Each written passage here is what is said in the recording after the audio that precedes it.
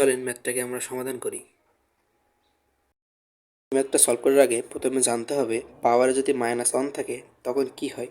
মনে রাখবেন পাওয়ারে যদি -1 থাকে তাহলে সেটা ব্যস্তক অর্থাৎ ভগ্নাংশ আকারে লিখতে হয়। যেমন a⁻1, তাহলে এটাকে লিখতে পারি 1/। আচ্ছা, 1-এর জায়গায় যে 2, 3, 4 বিভিন্ন রকম থাকে, তাহলে যে পাওয়ারটা থাকে সে 2, 3 ভগ্নাংশের নিচে চলে আসে এবং 1/, নিচে ভিত্তিটা চলে আসে, মানে সেটাও ভগ্নাংশ আকারে এইভাবে লিখতে হবে। এখন এই ম্যাথটা একটু সলভ করি। এই ম্যাথটা কি আছে, 2 - 3 3 তার পাওয়ার আবার -1, তার পাওয়ার আবার -1। দেখেন এখানে 3টা পাওয়ার দেওয়া আছে পরপর। এখন এখানে কি করব, প্রথমে ব্র্যাকেটের ভিতরের কাজটা আগে করব, যেহেতু ফার্স্ট ব্র্যাকেটের কাজ আগে করতে হয় এটা আমরা জানি। তাই 3 - 1, তো এখানে কি পাওয়ার -1 আছে, আগেই বলছি যদি -1 থাকে তাহলে সেটা ভগ্নাংশ আকারে লিখতে হয়।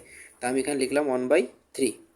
এখন 1/3 উপরে আবারও -1 আছে, তাহলে এটা আমরা আবার কি করতে পারি, 1/ দিয়ে আবার 1/3, এটাকে আবার ভগ্নাংশ করলাম।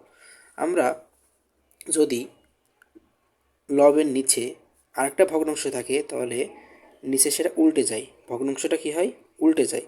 তা উল্টে যে 3টা কোথায় গেল, উপরে একের সাথে গুণ হলো, যার ফলে কী পাচ্ছি 3, তাহলে 2 - 3। এখানে আরেকটা -1 ছিল, তাহলে 2 থেকে -3 বিয়োগ করলে থাকে -1, পাওয়ার আছে -1, তাহলে এই জিনিসটা কি আবার ভগ্নাংশ আকারে লিখতে হবে। তাহলে 1/-1, যেটা ভাগ করলে কি হয় -1। এবার তো এভাবে করতে হবে।